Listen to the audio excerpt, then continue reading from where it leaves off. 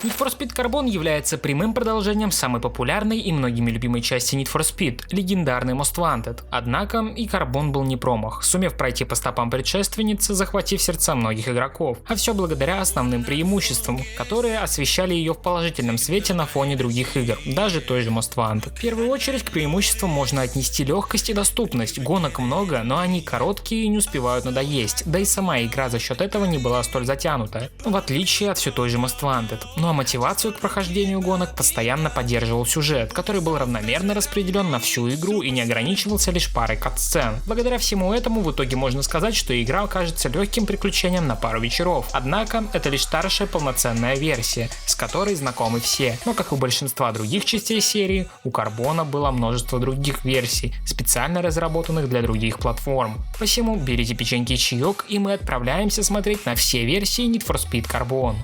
Начнем с нашей самой любимой платформы. Берем свой воображаемый Sony Ericsson и запускаем Need for Speed Carbon. Да, ребята, вы все правильно поняли, это Carbon на Java. Эта версия вышла позже основной, в 2007 году. И самое интересное здесь заключается в том, что за создание ее ответственны ребята из Rovio. Некоторое время спустя эта студия выпустит мировой хит Angry Birds, но это произойдет гораздо позднее, и поэтому, чтобы оставаться на плаву, Rovio соглашается на предложение Electronic Arts создать мобильную версию Carbon. Данный порт обладал двумя версиями, 2D и 3D. Игра обладает несколькими режимами гонок: карьера, пробные заезды и игра вместе с другом на одном смартфоне.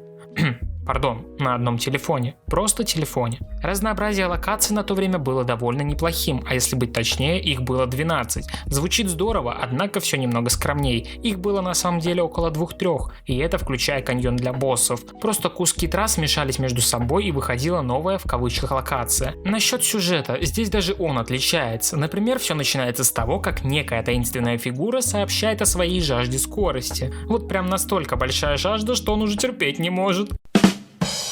Уже во второй главе мы узнаем, что нашего протеже зовут Джейсон. Его цель довольно проста – победить всех в Рокоте. И не спрашивайте, почему он выбрал именно этот город. Давайте просто посочувствуем его жителям. Выбираем для Джейсона один из 3 доступных автомобилей, 4-я, последняя Audi Le Mans открывается после полного прохождения. Затем некая доброжелательница по имени Чина вызывается нам помочь, взяв на себя роль менеджера Джейсона, потому что он сам толком ни хрена не может. Поэтому Чина вместо него устраивает гонки, а также прокачивает авто главного героя. На удивление, тюнинг здесь довольно неплохой. Однако, увы и ах, нет возможности свободной кастомизации. Ставить, что желаете, не получится, все происходит автоматически. Вам вешают неон, ставят новый капот, воздухозаборники и так далее. К концу игры, проходя гонку за гонкой, герой побеждает каждого соперника и уезжает в Токио. Там же открывается доступ к Audi Le Mans. Соперники здесь крайне тупые. Настолько тупые, что играть не легче, а наоборот сложнее. И в отличие от старшей версии, здесь помощников нет вообще. Вместо них есть усиления, как, например, такие как нитро, удаление трафика с пути и некий радар, хотя я гарантирую, что кроме закиси азота вы больше ничего не будете использовать. Несмотря на все плюшки и преимущества игры, ее 2D-версия не то что не теряется на фоне, а наоборот выделяется, ибо гонки здесь кажутся интересней, карты не ощущаются игрушечными, а у ботов есть парочка необычных автомобилей. К сожалению, эти две машины получить никак нельзя. Ну что же, разогрелись? Теперь пора поговорить о браузерных версиях. У Углепластика есть даже флеш-версии. Да, именно версий, во множественном числе, ибо у нас тут целых 2 игры. Первая — это 3D-гонка, сделанная на движке Shockwave, Need for Speed Carbon Canyon Racer, где нам доступны аж 3 автомобиля: Dodge Challenger, Mitsubishi Evo и Nissan 350Z. Последняя открывалась за прохождение гонки в каньоне с другом, а точнее с его призраком. Сама трасса представляет из себя каньон, как нетрудно догадаться по названию, и здесь главное не свалиться вниз. Что удивительно, эта игра включала в себя музыку. И не просто музыку, а ремиксы из оригинальной игры. Да, всего 2 песни, но даже это считается многовато для флеша. Данная игра была создана с целью продвижения основной игры и специального конкурса. Суть игры — это участие игроков в конкурсе за первое место, в котором победителю дарили копию очков, который носил Кенджи, а также перчатки и брелок. За 2-е и 3-е места вручали копии основной версии и футболки. Среди остальных участников распределяли оставшиеся 43 футболки. Но самое интересное заключается в том, что после прохождения данной игры вам давали возможность опробовать демо старшей версии для ПК. К сожалению, данная флеш-игра была доступна лишь в азиатских странах, Индии и Новой Зеландии. Второй флеш-карбон — это Need for Speed Carbon Turf Wars, вышедшая в 2006 году на территории Британии. К сожалению, игру найти не смогли, остался лишь трейлер. Это что-то типа змейки, но с захватом территорий. Окружаем монетку и получаем очки. Как это связано с карбоном, спросите вы? Да... Никак. Переходим к версии для Game Boy Advance, которая носит название Need for Speed Carbon Own the City. Важно подметить, что это не единственный карбон с таким подзаголовком. Разработчиком данной игры выступила Electronic Arts Canada. Также, что стоит подметить, что этой версия является последней Need for Speed, вышедшей на эту портативку. Принято считать, что это самая сложная часть Need for Speed на Game Boy Advance. Однако обидным моментом является то, что в ней отсутствует открытый мир, хотя у конкурентов он уже вовсю был. Из сильно неудобных и скорее мешающих, нежели помогающих элементов здесь карты и графика. Тени слишком темные, свет слишком светлый, как бы странно это ни звучало. Зато появились срезки, местонахождение которых надо знать, ибо они закрыты абсолютно теми же текстурами, что и окружение, и спутать их с очередной стеной не составит труда. Однако стоит отдать должное авторам, ибо они неплохо реализовали сами автомобили, если сравнивать в рамках платформы. Здесь у нас аж 4 режима, которые, честно говоря, не сильно отличаются друг от друга. Сама карта поделена на зоны, в каждой из которых ты проходишь определенное количество гонок, чтобы захватить их. Удивительно, но здесь есть помощники в количестве 12 штук. На гонку можно взять лишь одного, но спойлер, любой окажется чуть более чем бесполезным, ибо срабатывают они через раз. Зато местный автопарк насчитывает целых 15 автомобилей, которые со своим тюнингом были взяты прямиком из Game Boy Advance версии Most Wanted. Но приятно, что тюнинг хотя бы есть. Если у вас чудом осталась живая консоль Game Boy Advance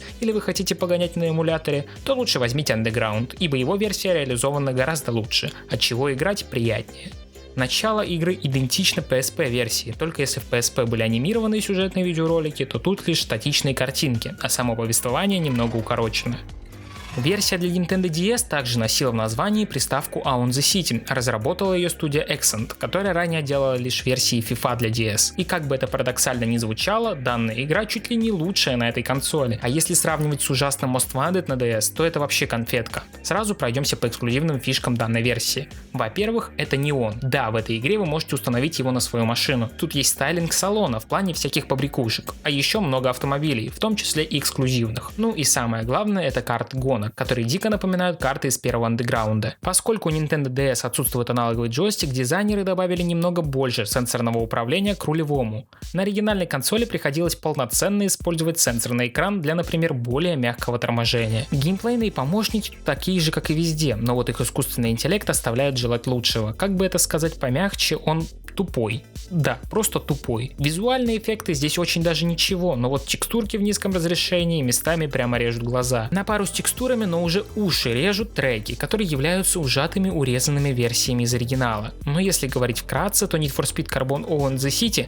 действительно хорошая гоночная игра, которую неплохо адаптировали для двух экранов. Сюжетная игра повторяет историю версий для Game Boy и PSP. Чуть подробнее об этом сюжете мы поговорим далее, либо можете чекнуть отдельный ролик на эту тему. Тут из изменений лишь поправка на то, что субтитры героев теперь показываются на втором экране. Пришло время поговорить о PSP версии. Не стану лукавить, это моя любимая Need for Speed на PlayStation Portable. Впервые на данную консоль вышел Need for Speed с открытым миром. Правда, дизайн карты почти полностью взят из старшей версии Need for Speed Most Wanted, да и сам открытый мир пустоват. Чаще всего ты будешь возвращаться в меню и запускать следующую гонку. Физическая составляющая осталась почти неизменной с предыдущей игры. Все такая же, немного тяжелая и неуклюжая. Машины кажутся одновременно маневренными и неповоротливыми. Это ладно, но вот все они ощущаются плюс-минус одинаково. Конечно, у всех разные характеристики, такие как скорость, ускорение, управляемость, но одна модифицированная тачка дает почувствовать игроку примерно то же самое, что и другой автомобиль, и порой кажется, что только на цифрах характеристики и отличаются. Однако сам автопарк в игре довольно неплохой. То же самое можно сказать и про тюнинг со стайлингом, открывающимся по мере прохождения сюжета. Да, отдельные бампера вам никто не даст поставить, но пара обвесов на каждый автомобиль имеются. Сюжет игры сосредоточен вокруг смерти старшего брата главного героя. После амнезии ГГ и загадочной смерти брата уличные банды города захватили разные территории, принадлежавшие ранее команде брата. Мы должны раскрыть тайну произошедшего с нашим родственником, а также вернуть его наследие. В игре есть и необычные режимы гонок, в которых вы можете использовать сразу двух помощников. Один шипы кинет, другой поможет разогнаться. На самом деле игра неплохая. Можете смело поставить эмулятор на комп или телефон и опробовать лично. Поверьте, оно этого стоит. Если вы мне не верите, все равно установите и проверьте сами. Самый большой плюс, который я могу выделить, это, конечно же, самый интересный сюжет, который всю игру держит в напряжении. Честно говоря, по моему субъективному мнению, история Own the City поинтереснее сюжета полноценного порта. Обычно после PSP я сразу рассказываю о крупных версиях, но на сей раз нужно сделать небольшое отступление, потому что в 2009 году Carbon Own the City была переиздана для бразильской игровой приставки Ziba. О данной консоли мало кто слышал, да и смысла рассказывать я о ней не вижу.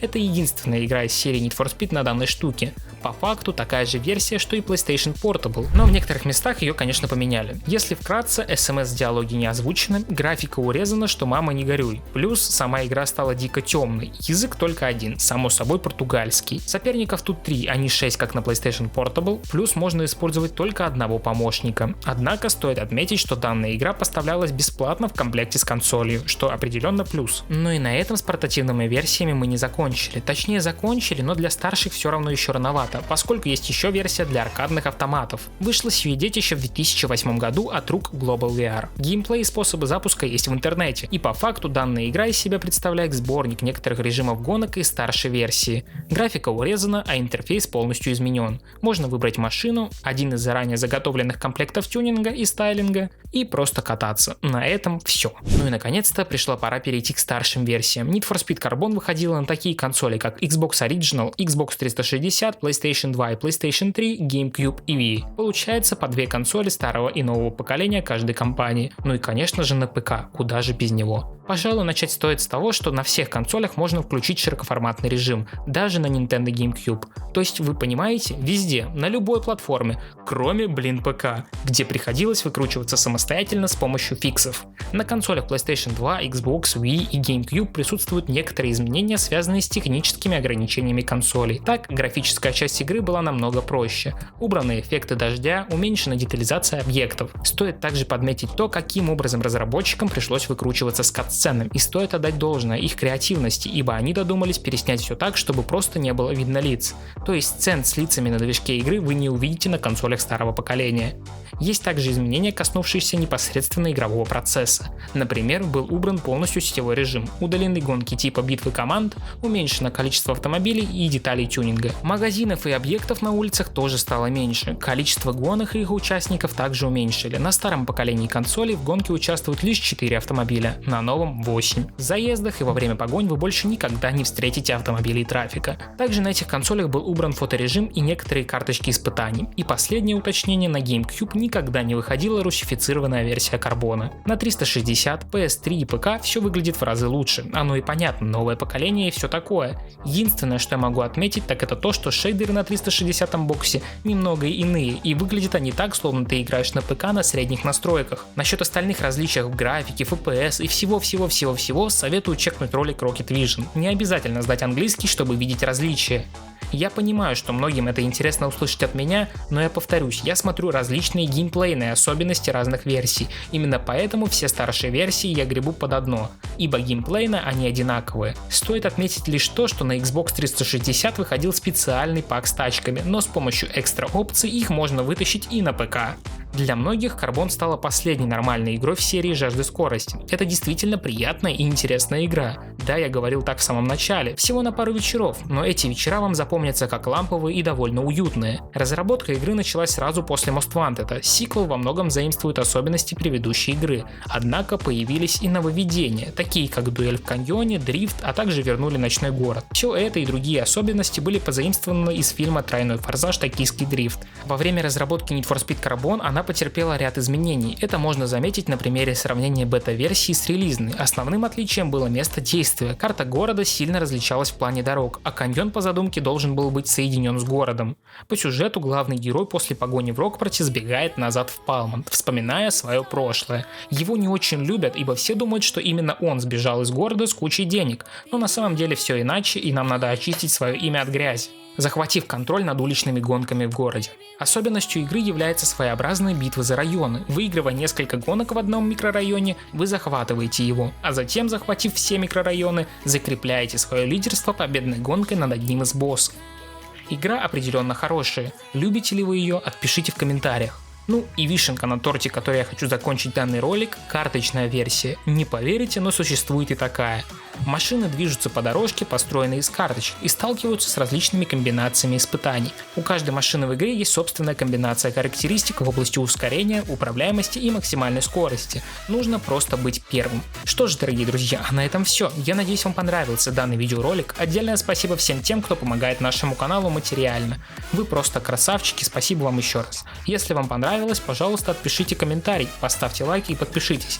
Канал просел по активности и очень нужна ваша помощь. Если вас не затруднит, скиньте этот ролик своим друзьям, которые увлекаются гонками.